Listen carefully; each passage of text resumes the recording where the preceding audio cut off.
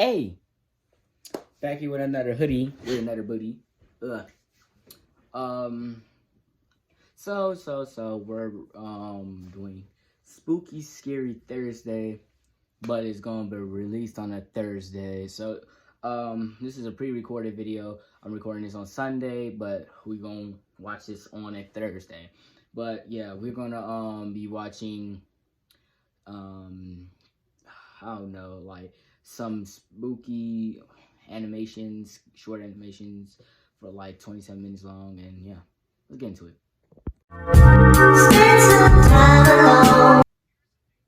Alright guys, back here, but let's skip this. Alright, let's go. I bought a new house. New to us, at least. The house is 60 years old and comes with all the wonderful trappings of an older home. Damaged walls, dirty closets, a leaky roof. Listen. Before we get into it, why are you in a, like she said again, 60-year-old house with cracks in the walls and everything? Mouse in the basement, leaks. Why are you okay? A group of mice. The thing that annoys me the most, though, is the growth chart of the previous residents' children. On the wall of the master bedroom closet are successive tick marks, in pen, not pencil, because they were horrible people who had no respect for their home. Each one was named and dated. Timothy, 1083. Krabby, 585.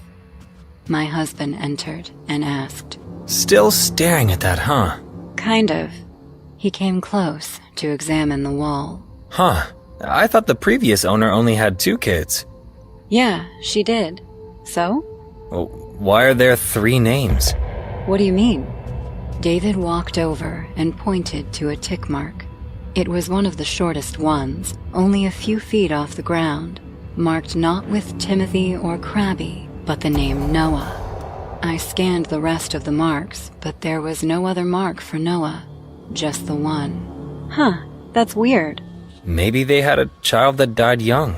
Oh no, it's probably not that. Probably a friend just wanted to be measured or something. Huh, maybe. I already felt badly for the previous owner.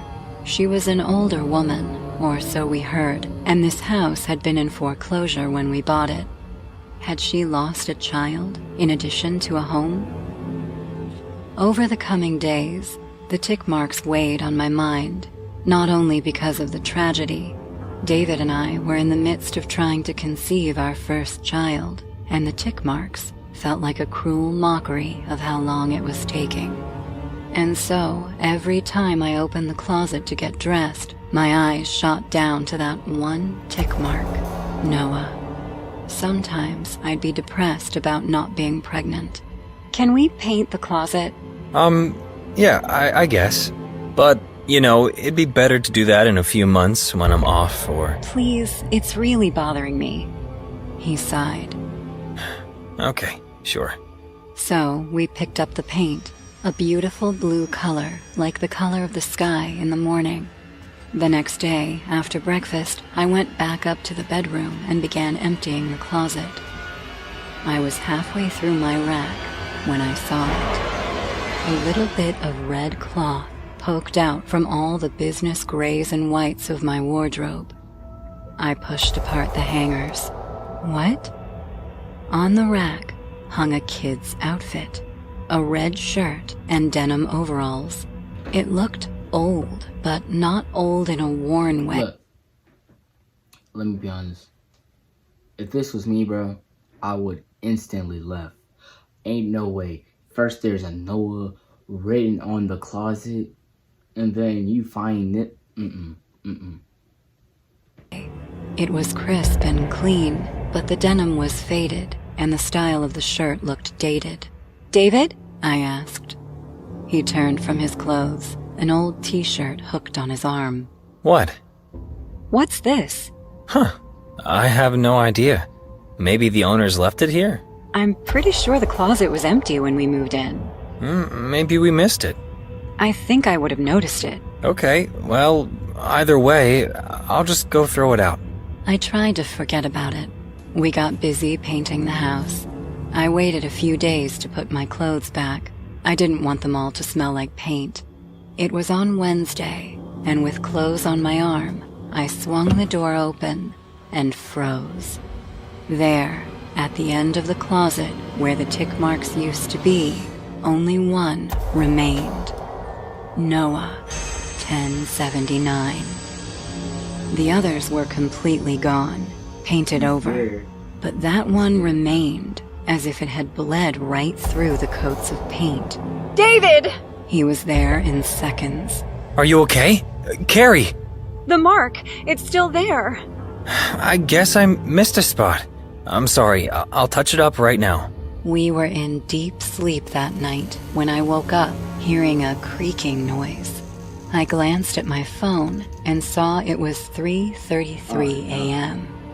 And then I noticed the closet. The doors were open, just a few inches, but it was open and I could see the slice of pitch black among the shadows across the bedroom. Didn't we close it? I started to sweat in fear. Something about it didn't feel right at all. I slowly got out of bed, walked across the room, and the wooden floor creaked a little. I turned on the lights and yanked the doors open. My heart dropped. All over the walls, the name Noah was scrawled across the fresh paint in frenzied strokes of the pen. Noah, Noah, Noah, stretching up to the ceiling and down to the floor. I leapt back from the closet and began to scream. We need to call the police. Someone's been in here. Just calm down. Calm down? Someone broke in and wrote all over our fucking wall. David squeezed my hand. I'm gonna go get you a cup of water, okay? What? Do you think I'm making it up? Go look in there for yourself. He didn't reply. He just got up from bed and started for the stairs. And then it happened. In the corner of my eye, I saw the clothing move. The row of dark blazers on the right, just a soft rustle a few feet off the ground, like a child was moving through them. I grabbed the closet door, slammed it shut, and retreated to the bed, shaking, terrified. David! I finally screamed. Footsteps on the stairs. He burst back in, holding a cup of water, the liquid sloshing in the glass. What? What happened? There's someone. I saw the clothes move. Oh God, I swear I saw a child in there. Okay. David walked toward the closet, clearly not believing me. I gripped the covers, too scared to move. He swung the door open, half closing it behind him. Holy shit. David's voice was slightly muffled. You're right. There's writing everywhere. Get out of there! I swear to you, I saw someone in there. There's no one in here. I'm searching through all the clothes. His voice abruptly cut off. David? Silence. David! I pulled myself out of bed. My heart pounding in my chest, I started for the closet. The golden light spilled out of the opening onto the carpeted floor.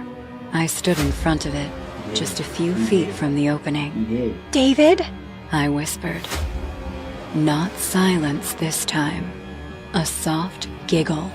A child's giggle. I pulled the door open. David stood in the middle of the room, absolutely still. His face was frozen in a horrible expression of fear.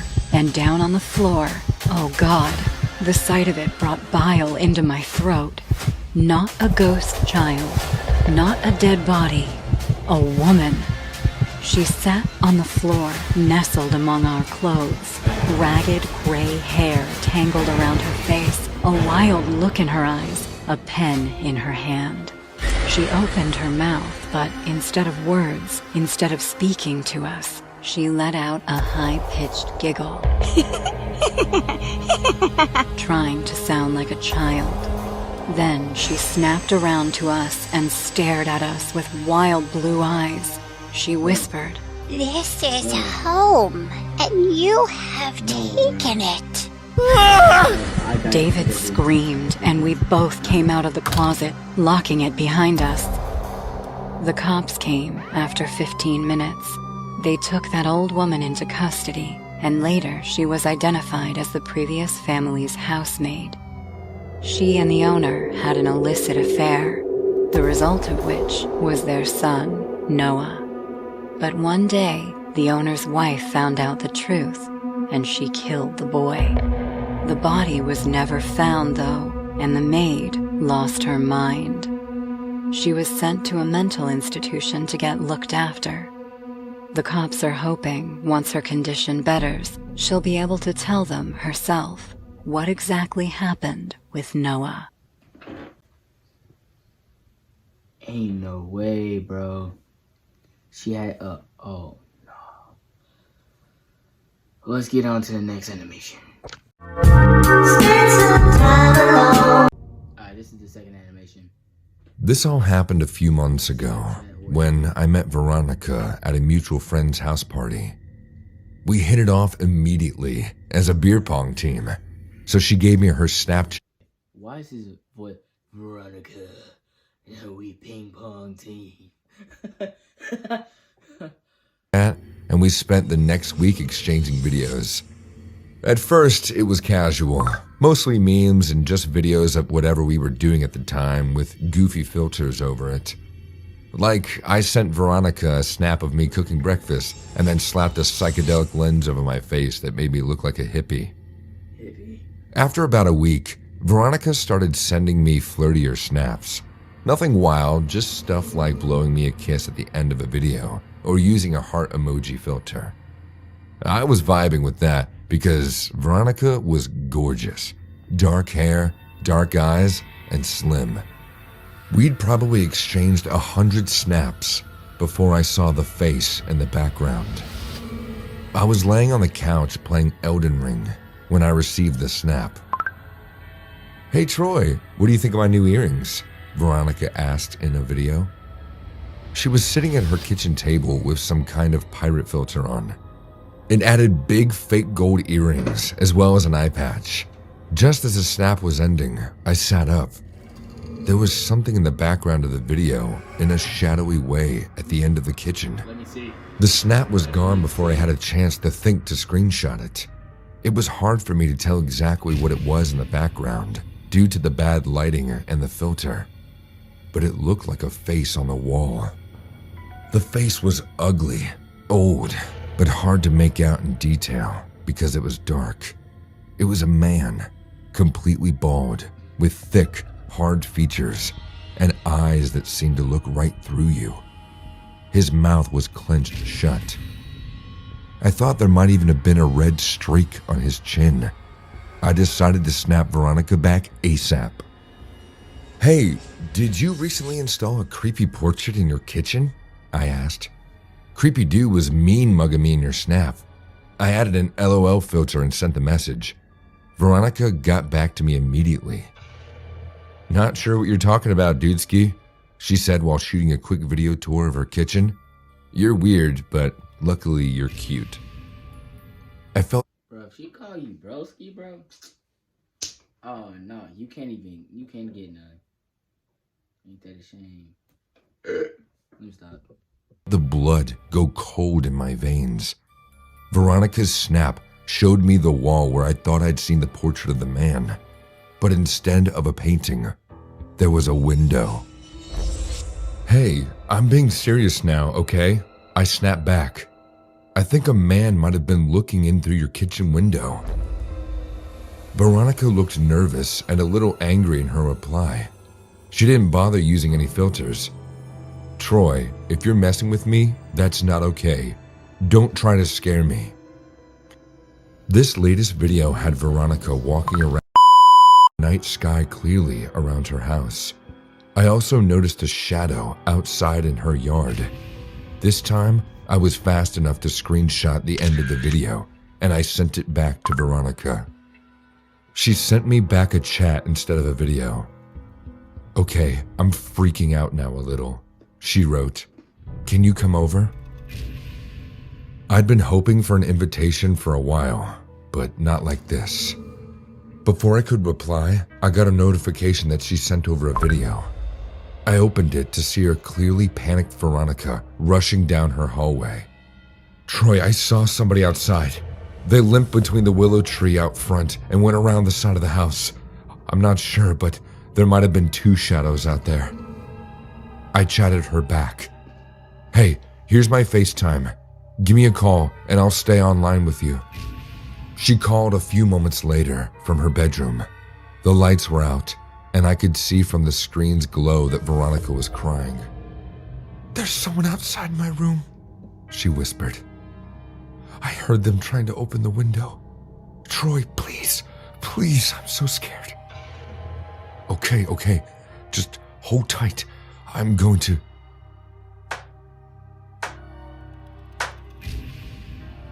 Someone was pounding on Veronica. That don't sound like pounding on no door or no window. That sounds like someone getting slapped. You just slapped. Just very abusively. And then you're just ripping them apart.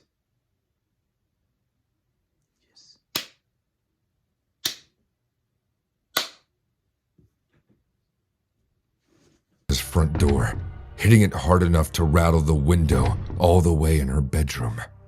I heard screaming or shouting. It was muffled and impossible to tell what they were saying. After a moment, the knocking stopped and there was silence. Then Veronica screamed. Before I could ask what was wrong, she swiveled her camera to point out of her bedroom window. A man was looking inside. The same man I'd spotted in her kitchen window. His face was pale and up close, clearly streaked with blood on his chin and cheeks. Veronica ripped the curtains shut and began hyperventilating. Hey, listen. What you think that's gonna do? You need to stay quiet. Stay hidden. Barricade your bedroom door. Put something heavy against the window too.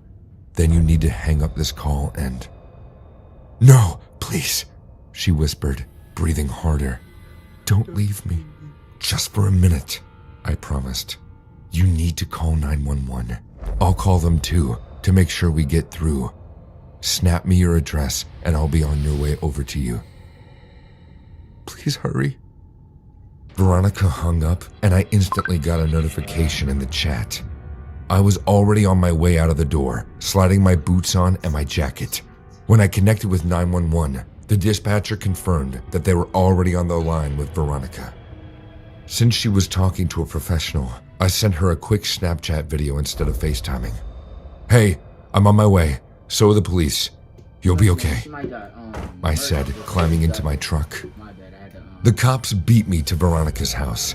There were 2 squad cars parked at the curb when I pulled into her driveway. There was also a dead man lying in the front yard. He was face down in the grass, an axe still embedded in his back near the top of his spine. As I got closer, I saw the man was bald and very pale. There was one officer standing near the corpse, talking into her radio, and 2 more at the front porch of the house, trying to calm Veronica down. The first officer started to step to block me, but Veronica caught sight of my approach and came sprinting down the steps. She jumped into my arms and clutched me tight, sobbing so hard I couldn't make out what she was saying. I hugged her back, but my attention was on the body in the yard. I saw the first cop lean over to shine a light in its face. The corpse was definitely the man I'd seen peering into Veronica's window. The stalker. The potential home invader. I doubted Veronica was savage and composed enough to put an axe into his back. So, who killed him? The answer became clear when more police cars arrived but stopped 3 houses down instead of at Veronica's. When I was finally able to get Veronica to calm down, I let a paramedic look over her while I walked down the street. This time, a cop did stop me at the edge of the yard. A crime scene technician was marking off an open door to the house with black and yellow tape. I was able to see a woman's body lying in the living room floor before they shuffled me away. The rest of the story came out in the paper that week. Veronica's neighbor, a middle-aged couple that just moved in, were brutally murdered the same night she and I were exchanging snaps. The wife died at the scene, but the husband was able to flee and most likely made his way next door to ask for help. Only that family was on vacation, so he moved to Veronica's house, creeping in the yard in case the killer was in pursuit, which he was. The man probably tried to get Veronica's attention quietly at first, then started pounding on the door when he realized he was being followed. He ran around to her window when she didn't answer. That's when the killer must have caught up with him and planted an axe in his spine as the man tried to dash across the yard. That looks like the police officer. You can't tell me that. I know Veronica blames herself for not opening the door, but how could she have known that her stalker was really a victim?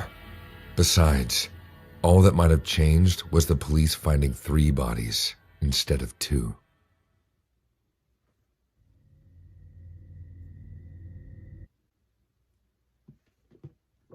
Bro.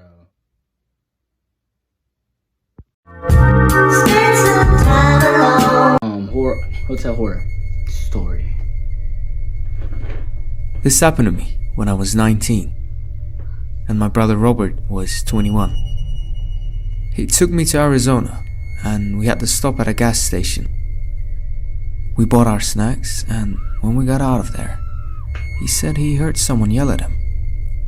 But we didn't really mind, so we started driving. We switched seats so that he can fall asleep. After 4 hours, Robert said that he had to relieve himself, so we stopped somewhere in a desert.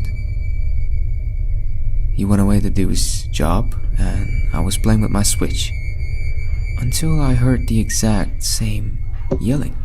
I thought it was my brother, but it didn't sound like him. And when he came back, we heard a crying sound.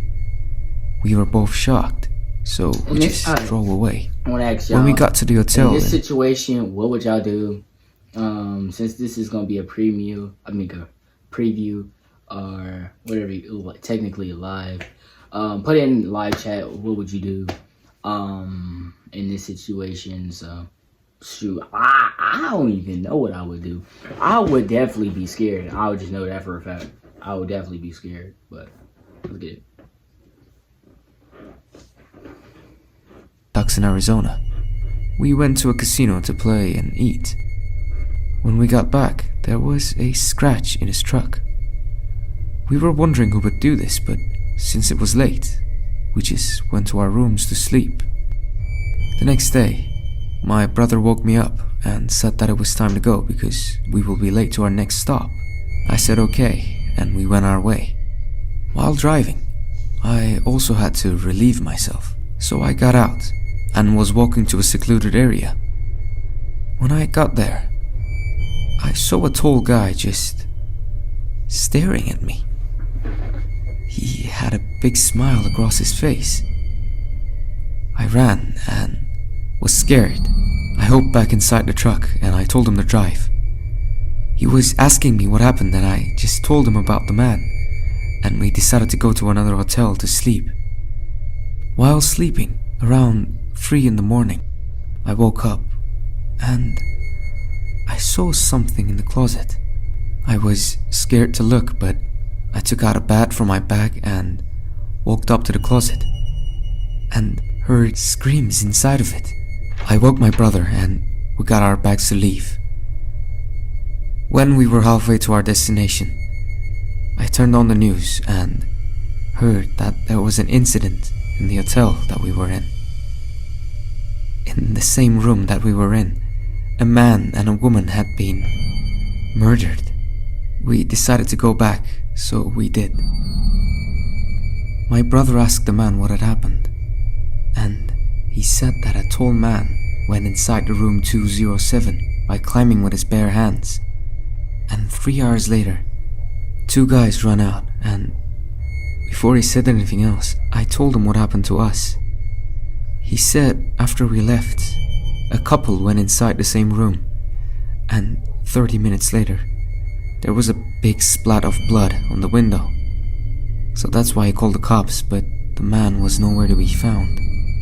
I told myself that it was the same man that I saw, and even now, this incident still gives me the creeps. That was the third and final video. Please tell me how you felt about that video. That was just like kind of a creepy, weirdish type video. In that situation, if I was in it and I seen a tall man, I would instantly ran. I don't care if I had to pee. I would instantly ran. But y'all let me know what y'all would do in the comments below or live chat. But if you do enjoy, please like, comment, and subscribe. And see you guys in the next one. Peace.